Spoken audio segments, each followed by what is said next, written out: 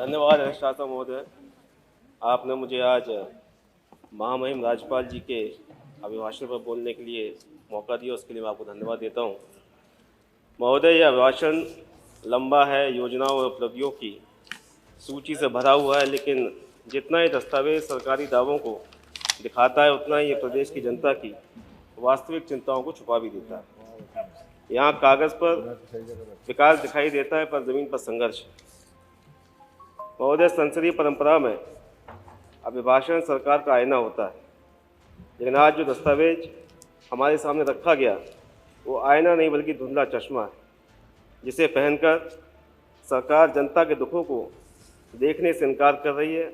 इसमें आंकड़े हैं, योजनाओं के नाम हैं, लेकिन जनता की पीड़ा, बेरोजगारी, महंगाई, किसानों की बदहाली, लोकतंत्र की हत्या और संविधान पर हमले पर एक भी शब्द तो नहीं है। महोदय, पिछले कुछ सत्रों से हम लोगों ने देखा कि चर्चाओं में एक अलग तरह का ट्रेंड शुरू हुआ है। चाहे चर्चा किसी भी विषय पर हो, लेकिन हमारे सत्ता पक्षी साथी अपनी उपलब्धि बताने के बजाय सिर्फ पूर्ववर्ती सरकारों को कोसने का काम करते हैं। अगर हम उनके भाषण सुने तो ऐसा लगता है कि जैसे उत्तर प्रदेश का सारा विकास 2017 के बाद हुआ और उससे पहले प्रदेश में कोई विकास नहीं हुआ था। आलोचना करते हुए ये भी भूल जाते हैं कि इससे पहले भी भारतीय जनता पार्टी ने 3 बार सरकार बनाई। आज नहीं, राजनाथ सिंह जी मुख्यमंत्री रहे, श्रद्धेय कल्याण सिंह जी मुख्यमंत्री रहे, लेकिन सत्ता पक्ष के साथियों अगर माने तो किसी भी मुख्यमंत्री ने कोई विकास इस प्रदेश में नहीं किया। मैं सभी हमारे सत्ता पक्ष के साथियों को सुन रहा था। हमारे सत्ता पक्ष के साथी बता रहे थे कि सर्वांगीण विकास हो चुका है, प्रदेश बहुत आगे जा चुका है, लेकिन भाषण के अंत में अपने क्षेत्र की समस्याओं की बहुत ही लंबी फहरिस्त भी उन्होंने बताई। महोदय, हर चर्चा को, चाहे वो चर्चा बजट पे हो, चाहे वो वंदे मातरम पे की गई हो, चाहे वो विजन 2047 की चर्चा रही हो, हर चर्चा को किसी भी तरीके से सांप्रदायिक रंग की तरफ मोड़ने का प्रयास लगातार सत्ता पक्ष का रहता है। कल हमारे सत्ता पक्ष के एक साथी बता रहे थे कि समाजवादी सरकार में संतों का, साधुओं का अपमान हुआ, लेकिन अभी कुछ दिन पहले हम लोगों ने देखा कि किस तरह शंकराचार्य जी का अपमान प्रयागराज में किया गया, किस तरह से साधु संतों को उनके बाल पकड़कर खींचा गया। बनारस में सौंदर्यीकरण के नाम पर सरकार ने अनगिनत मंदिरों को तोड़ा और लोक माता अहिल्याबाई होलकर जी की प्रतिमा, जिस पर लाखों लोगों की श्रद्धा थी, उसको भी क्षतिग्रस्त किया गया।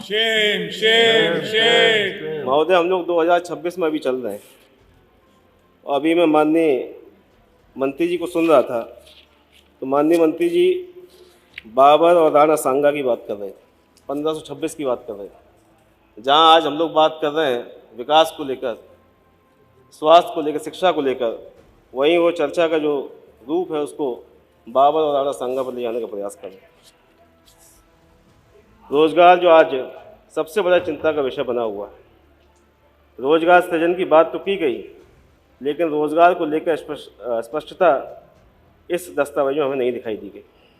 अभी तक ये स्पष्ट नहीं हुआ कि कितने स्थायी सरकारी पद भरे गए, कितनी भर्तियां वर्षों से लंबित हैं, और न जाने कितने युवाओं का भविष्य जो है परीक्षा और परिणामों के बीच में अटका हुआ है।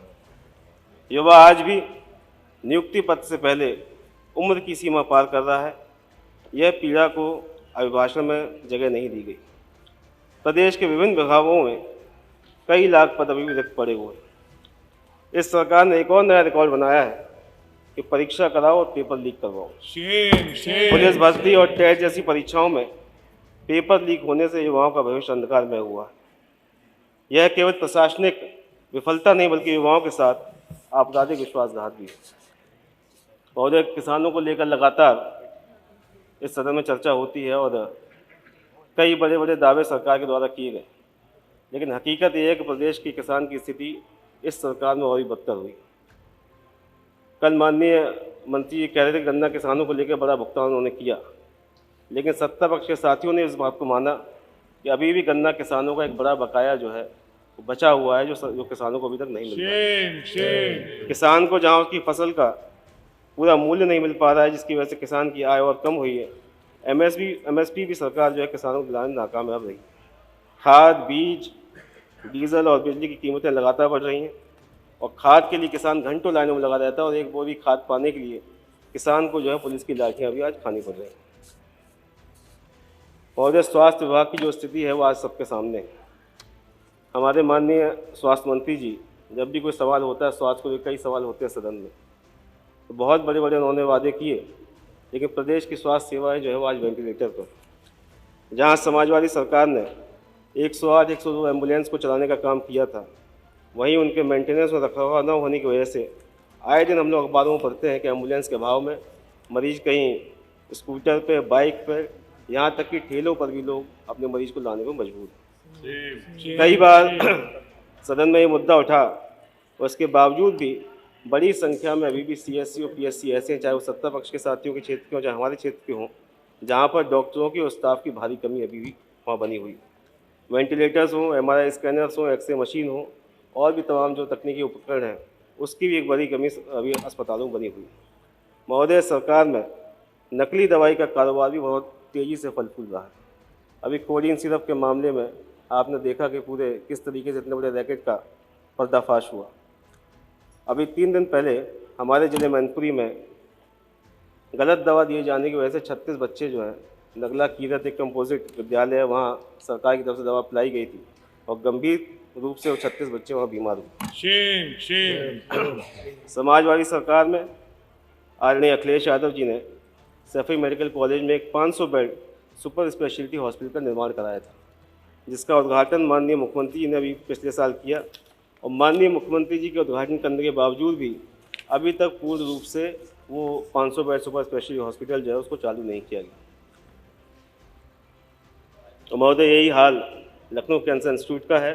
सरकार जहां दावा करती है 81 मेडिकल कॉलेज इस सरकार के द्वारा संचालित किए जा रहे हैं, लेकिन अगर हम ज़मीनी हकीकत देखें तो बहुत जो असुविधा जो है मेडिकल कॉलेज में। धन्यवाद माननीय सदस्य जी, समय हो गया। 2 मिनट। कानून व्यवस्था को लेकर महोदय बहुत तमाम बातें की गई। सरकार कहती है कि 0 टॉलरेंस है।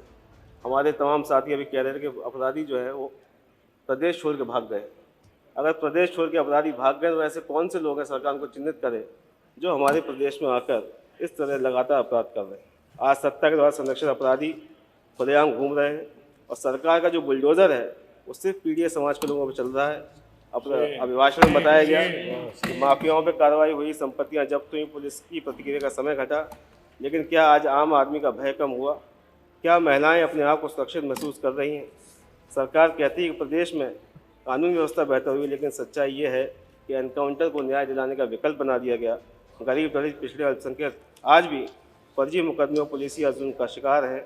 आज खनन माफिया, बालू माफिया, भू माफिया, शराब माफिया लगातार सरकार का संरक्षण पा रहे हैं। महोदय, सरकार ने लगातार लोकतंत्र और संविधान पर हमला किया। गंभीर मुद्दों पर सरकार ने चुप्पी साध रखी।